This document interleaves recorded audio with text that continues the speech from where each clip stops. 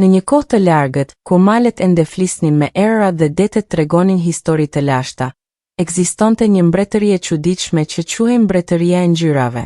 Kjo mbretëri nuk ishte si të tjerat, sepse çdo gjë në të kishte një ngjyrë të veçantë dhe magjike. Pemët ishin të kuqe si rubini, lulet si ari i pastër, dhe qielli ndryshonte ngjyrë çdo ditë sipas humorit të natyrës. Në zemër të kësaj mbretërie qëndronte një kështjellë e mrekullueshme e ndërtuar plotësisht nga guri i kaltër, një gur i rrallë që shkëlqente si vjet në natën e qetë. Në këtë kështjellë jetonte princesha Safira, e njohur nga të gjithë si princesha e kaltër, jo vetëm për shkak të kështjellës së saj, por edhe sepse kishte një fushi të jashtëzakonshme. Ajo mund të kontrollonte të gjitha gjërat e kalta në botë. Princesha Safira ishte një vajzë e bukur me flokë të zinj si nata dhe sy të kaltër si oqeani më i thellë. Ajo mund të bënte që ujërat të vallëzonin, qielli të shkëlqente më fort, dhe lulet e kalta të qelnin edhe në mes të dimrit. Por pavarësisht fuqisë së saj të mrekullueshme, Safira ishte e trishtuar. Ajo ndjehej e vetmuar në kështjellën e saj të madhe, sepse njerëzit e mbretërisë e kishin frikë fushinë e saj dhe rrallë guxonin t'i afroheshin. Babai i saj, mbreti Azur, ishte një njeri i mirë por shumë i zënë me punët e mbretërisë. Ai luftonte vazhdimisht kundër mbretit të zi, një kundërshtar i fuqishëm që jetonte në anën tjetër të malit, dhe që donte të shkatëronte të gjitha ngjyrat e bukura të botës për t'i zëvendësuar me errësirë dhe trishtim. Një ditë pranvere, ndërsa Safira ecte vetëm nëpër kopshtin e kështjellës, ajo dëgjoi një zë të hollë që qante. Duke ndjekur zërin, ajo zbuloi një zog të vogël me pend të kalta që ishte plagosur dhe nuk mund të fluturonte. Zogu ishte aq i vogël sa zinte në pëllëmbën e saj. Mos u shqetëso vogëlushe, i tha Safira me zërin e saj të ëmbël. Unë do të ndihmoj. Ajo e preku butësisht zogun me gishtin e saj, dhe me njëherë një dritë e kaltër e butë mbuloi kryesen e vogël. Plagët e zogut u shëruan dhe ai filloi të këndonte me një zë melodios. Faleminderit, princeshë e mirë, tha zogu, sepse në mbretërinë e ngjyrave të gjitha kafshët mund të flisnin. Unë jam Vela, i dërguari i zonjës së malit të bardhë. Kam ardhur me një mesazh shumë të rëndësishëm për ty. Safira u habit. Zonja e malit të bardhë ishte një figurë legjendare për të cilën kishte dëgjuar vetëm në përrallat e gjyshes së saj. Çfarë mesazhi? Pyeti ajo me kuriozitet. Mbretëria jote është në rrezik të madh, tha Vela me zë të seriozëm. Mbreti i zi ka zbuluar një formulë magjike të lashtë që mund të shkatërrojë të gjitha ngjyrat e botës përgjithmonë. Ai planifikon ta përdorë atë sonte, kur të dalë hëna e plot. E vetmja mënyrë për ta ndalur është që ti të gjesh tre gurët e dritës, gurin e kuq të guximit, gurin e verdhë të mençurisë dhe gurin e jeshil të shpresës. Vetëm kur të tre gurët bashkohen me fushinë tënde të kaltër, mund të krijohet drita e bardhë e paqes që do ta mundë errësirën përgjithmonë. Safira ndiu një përzierje frike dhe emocionimi. Përfundimisht, ajo kishte një mision të vërtetë, diçka që mund ta ndihmonte të përdorte fuqitë e saj për të mirën e të gjithëve. Por ku mund t'i gjej këto gur? Pyeti ajo. Gurin e kuq e ruan dragoi i vjetër në shpellën e zjarrit, përtej pyllit të zi. Gurin e verdhë ka mbreti i diellit në kalan e artë, në maj të malit më të lartë. Dhe gurin e jeshil e mban Nereida e liçenit të kristalt, në thellësitë e ujrave magjik, shpjegoi Vela. Por rruga është e rrezikshme dhe plot me sprova. A je e gatshme t'i përballesh? Safira ndjeu një vendosmëri të re duke u zgjuar në zemrën e saj. Po jam e gatshme. Nuk mund të lejoj që errësira ta shkatërrojë bukurinë e botës sonë. Pa humbur kohë, Safira u pais me mantelin e saj magjik të kaltër, një thesar familjar i trashëguar brez pas brezi, dhe u nis për udhëtimin e saj të parë jashtë mureve të sigurta të kështjellës. Vela u ul në supet e saj si udhërrëfyes. Faza e parë e udhëtimit i çoi në pyllin e zi, një vend misterios ku drurët ishin aq të lartë sa nuk mund të shihje qiellin, dhe hija të errëta lëviznin në përshkure. Ndërsa ecte, Safira dëgjoi zëra të çuditshëm dhe tinguj që i bënin zemrën të rrahte më shpejt. Mos u frikëso, i tha Vela. Përdor fushinë tënde për të krijuar dritë. Safira ngriti dorën dhe përqendroi fushinë e saj. Një dritë e kaltër e butë filloi të shkëlqente nga duart e saj, ndriçuar rrugën përpara. Drurët dukeshin më pak kërcënues në këtë dritë magjike, dhe shpejt ajo arriti në hyrjen e shpellës së zjarrit. Shpella ishte e nxehtë dhe plot me avull. Zjarri kush lëvizte në përmuret si gjarpërini të gjallë. Në fund të shpellës, mbi një shkëmb të lartë, rinte dragoi i vjetër, një krijesë e mrekullueshme me lëkurë që shkëlqente si bronzi dhe sy si dy diell. Kush guxon të hyjë në shtëpinë time? U lëriti dragoi me zë që bënte shkëmbinj të dridhen. Unë jam princesha Safira dhe kam ardhur për gurin e kush të guximit, tha ajo, duke munduar të fshete frikën. Dragoi u qesh me zë që tingëllonte si shpërthim vulkani. Shumë kanë ardhur për gurin tim, por asnjë nuk ka qenë i denjë. Nëse dëshiron ta marrësh, duhet të më tregosh se çfarë është guximi i vërtet. Safira mendoi thënë. Guximi i vërtet nuk është të mos kesh frikë, por të veprosh për të mirën e të tjerëve edhe kur ke frikë. Dragoi e shikoi me vëmendje. Interesante. Por fjalët janë të lehta. Trego veprim. Pa pritmas, dragoi lëshoi një flak të madhe zjarri drejt Safiras. Në vend që të ikë, ajo hapi mantelin e saj magjik dhe e përthithi zjarrin, duke e kthyer në një dritë të bukur që ndriçoi të gjithë shpellën. Jam këtu jo për veten time, por për të shpëtuar mbretërinë time dhe të gjitha krijesat që jetojnë në të, tha ajo me vendosmëri. Kjo është arsyeja pse nuk do të tërhiqem.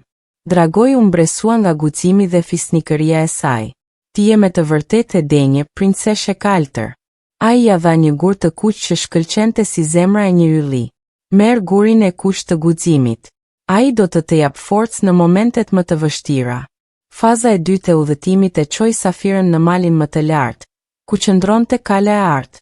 Rruga ishte e vështirë dhe e gjatë, me shkëmbinj të rrëshitshëm dhe erëra të ftohta. Por tani që kishte gurin e kuq, ajo ndjeu një forcë të re duke rrjedhur nëpër trupin e saj. Kala e artë ishte një pamje magjepsëse, mureve i shkëlqenin si dielli dhe kullet arrinin deri në re. Në dere priti mbreti i diellit, një burr i lartë me flokë të artë dhe sy që shkëlqenin si ari i shkrirë. Mirë se ardhur, princeshe kaltër, tha ai me një zë të ngrohtë. E di pse ke ardhur. Gurin e verdhë të mençurisë mund ta marrësh, por jo falas. Duhet të zgjidhësh një enigmë që askush nuk e ka zgjidhur kurrë. Mbreti i diellit e çoi Safirën në një dhomë të mbushur me libra dhe shkrime të lashta. Në mes të dhomës qëndronte një statuje e artë që mbante një gur të verdhë shkëlqyes. Enigma është kjo, tha mbreti, cila është gjëja që sa më shumë e jep, aq më e pasur bëhesh, por nëse mban për vete varfërohet dhe zhduket. Safira u ul dhe mendoi thellë. Ajo kujtoi të gjitha përrallat që i kishte treguar gjyshja, mençurinë që kishte mësuar nga librat dhe përvojat e saj nga jeta. Dashuria, tha ajo përfundimisht. Dashuria dhe mirësia. Sa më shumë dashuri t'u japësh të tjerëve, aq më e pasur bëhesh shpirtërisht, por nëse mban për vete, zemra jote varfërohet. Mbreti i diellit buzëqeshi me kënaqësi.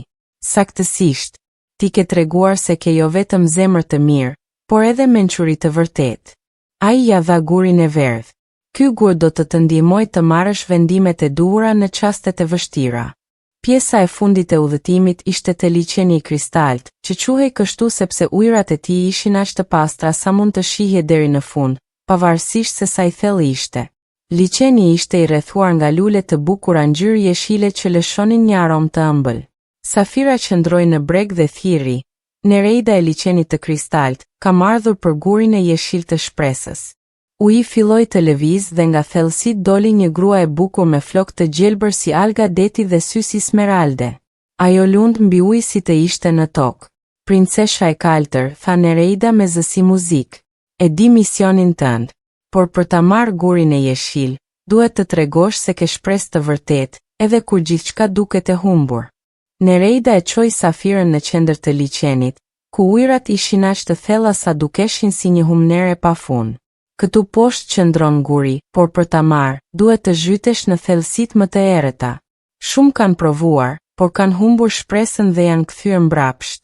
Safira pa thellësinë e madhe dhe ndjeu frikë, por ajo mendoi për të gjithë njerëzit e mbretërisë së saj, për kafshët, për pemët dhe lulet që do të humbnin ngjyrat e tyre nëse ajo dështonte.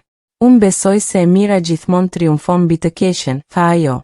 Kjo është shpresa ime. Ajo u zhyt në ujë dhe filloi të zbriste. Sa më thellë shkonte, aq më errët bëhej. Uji u bë aq i ftohtë sa i ngriu kockat, dhe errësira aq e madhe sa nuk shite dorën e saj. Por ajo vazhdoi të zhytej, duke mbajtur në zemër shpresën që misioni i saj do të sillte paqe dhe bukuri në botë. Kur arriti në fund, pa një dritë të dobët jeshile. Ishte guri i jeshil i shpresës, që shkëlqente si një yll i vogël në errësirën e thellë. Ajo e mori gurin dhe filloi të ngjitet, por ui dukej se po bëhej gjithnjë e më i rënd. Në atë moment, Safira ndjeu se po i mbaronte fryma dhe se nuk do të arrinte në sipërfaqe. Por në vend që t'i linte dëshpërimi, ajo mendoi për të gjitha krijesat e bukura të mbretërisë së saj, dhe se si do të donin edhe ato të shpëtonin nga errësira. Pa pritmas, një forcë e re e mbushi. Guri i jeshil po shkëlqente gjithnjë e më fort, dhe të tre gurët që tani i kishte po rezonin së bashku. Një dritë e mahnitshme e rrethoi dhe ajo u ngrit si një shigjet drejt sipërfaqes. Kur doli nga uji, Nereida po e priste me një buzëqeshje të ngrohtë. Ti ke treguar shpresë të vërtet, princesh. Tani ki të tre gurët. Por mbaj mend, forca e tyre vjen nga bashkimi i tyre me zemrën tënde të pastër. Safira u kthye me shpejtësi në kështjell, sepse hëna po ngritej dhe kozgjatja po shkurtohej. Kur arriti, pas se qielli kishte filluar të errësohej në mënyrë të çuditshme, jo errësira e natës normale, por një errësirë gri dhe e ftohtë që po gëltiste të gjitha ngjyrat. Nga balkoni i kështjellës, ajo mund të shihte kalan e zezë të mbretit të zi në distancë, dhe drita e keqe që po rrjedhte prej saj si një lum i zi. Shpejt, princesh, thiri Vela. Ai ka filluar ritualin. Safira doli në balkonin më të lartë të kështjellës dhe ngriti të tre gurët lart. Guri i kush i guximit shkëlqeu si zjarr, guri i verdhë i mençurisë si dielli, dhe guri i jeshil i shpresës si pranvera e përjetshme. Ajo përqendroi të gjithë fushinë e saj të kaltër, dhe i bashkoi me energjinë e tre gurëve. Një dritë e bardhë dhe e shkëlqyer shpërtheu nga kështjella, aq e fuqishme sa ndriçoi gjithë mbretërinë. Drita u përplas me errësirën që vinte nga kala e zezë, dhe filloi një betejë spektakolare midis dritës dhe errësirës në qiellin e natës. Mbreti i zi, duke parë se plani i tij po dështonte, doli nga kala e tij me një ushtri fantazmash të zeza. Ai ishte një figurë e lartë dhe e frikshme, e veshur me rroba të zeza si nata, me sy të kuq si zjarr. Nuk mund të më ndalesh, vajzë, u lëriti ai. Errësira është më e fuqishme se çdo dritë. Por Safira tani nuk ishte më vajza e vetmuar që qante në kopsht. Ajo kishte mësuar se guximi, mençuria dhe shpresa, të bashkuara me dashurinë, janë forcat më të fuqishme në botë. Gabohesh, tha ajo me zë të qetë por të vendosur. Errësira është thjesht mungesa e dritës. Dhe unë kam shumë dritë për të ndarë. Ajo drejtoi të gjithë fushinë e bashkuar të katër elementeve drejt mbretit të zi. Drita e bardhë rrethoi atë dhe armata e tij, dhe në vend që t'i shkatëronte, filloi t'i transformonte. Errësira po kthehej në dritë, urrejtja në dashuri dhe frika në shpresë. Mbreti i zi, kur u prek nga kjo dritë e pastër, ndryshoi edhe ai. Pamja e tij e frikshme u zhduk dhe në vendin e tij u shfaq një burr i trishtuar, me flokë të bardhë dhe sy plot lot. Falje, falje, tha ai duke u rrëzuar në gjunjë. Unë nuk isha gjithmonë kështu. Kohët e largëta edhe unë kisha qenë një mbreti i mirë, por kur humba familjen time në një luftë, zemra ime u mbush me errësirë dhe dëshirë për hakmarrje. Harova se bukuria dhe dashuria ishin arsyeja pse vlente të jetoje. Safira e shikoi me mëshirë. Ajo mund të kuptonte dhimbjen e tij, sepse edhe vetë kishte ndjer vetmin dhe trishtimin. Gjithkush meriton një mundësi të dytë, tha ajo. Errësira që ke përhap mund të kthehet në dritë, nëse je i gatshëm të hapësh zemrën tënde për dashuri përsëri. Ajo drejtoi një rrezë të butë dritë drejt tij, dhe pa pritmas gjithë mbretëria e tij e zezë filloi të ndryshonte. Muret e zeza u bën të bardha si bora, kopshtet e vdekur lulëzuan përsëri, dhe kafshët që kishin ikur u kthyen për të jetuar atje. Nga ai moment, ai u quajt mbreti i bardhë dhe u bë një nga miqtë më të mirë të Safirës. Kur drita e bardhë përfundoi punën e saj, gjithë bota kishte ndryshuar. Ngjyrat tani ishin edhe më të shkëlqyera se më parë, por më e rëndësishmja ishte se të gjitha krijesat kishin mësuar se bashkëpunimi dhe dashuria ishin më të fuqishme se çdo gjë tjetër. Safira u kthye në kështjellën e saj, por tani ajo nuk ishte më e vetmuar. Njerëzit e mbretërisë kishin parë guximin dhe mirësinë e saj dhe nuk kishin më frikë. Ata vinin çdo ditë për të vizituar princeshën e tyre, duke sjell lule, ëmbëlsira dhe histori të bukura. Babai i saj, mbreti Azur, ishte krenar më së shumti për bien e tij. Ti nuk shpëtove vetëm mbretërinë tonë, I tha ai, por na mësove të gjithve se fuqia e vërtet vjen nga zemra e mirë. Vela, zogu I vogël, u bë shoku më I mirë I Safirës dhe gjyralësi I saj I besuar. Ai I tregonte asaj historitë më të bukura nga udhëtimet e tij nëpër botë dhe së bashku ata planifikonin aventura të reja. Tregurët magjik I mbajti Safira në një vend të sigurt, por ajo zbuloi se nuk I nevojiteshin më kaq shpesh. Zemra e saj kishte mësuar të krijojë guxim, mençuri dhe shpresë nga dashuria që ndjente për krijesat rreth saj. Çdo vit, në ditën e përjashtimit të mbretit të zi, organizohej një festë e madhe ku të gjitha mbretëritë fshin një vinin për të festuar. Kjo ditë u quajt Festa e Dritës së Bardhë dhe në të festohej bashkimi I të gjitha ngjyrave dhe forcave të mira të botës. Vitet kaluan dhe Safira u rrit për të bërë një mbretëresh e mrekullueshme. Ajo u martua me një princ të mirë nga mbretëria e Ylberit, dhe së bashku ata patën fëmijë që trashëguan aftësinë për të kontrolluar ngjyrat e ndryshme të natyrës. Por historiat më të bukura që Safira ua tregonte fëmijëve të saj ishin ato për guximin, mençurinë dhe shpresën. Ajo I mësonte se fuqia e vërtet nuk qëndron në magjinë, por në dashurinë që ndjejmë për njëri tjetrin dhe në dëshirën për të bërë botën një vend më të mirë. Dhe kështu, princesha e kaltër u bë legjend, jo vetëm për shkak të fuqisë së saj magjike, por për shkak të zemrës së saj të madhe dhe mençurisë që tregoi se edhe errësira më e thellë mund të kthehet në dritë me dashurinë e vërtetë.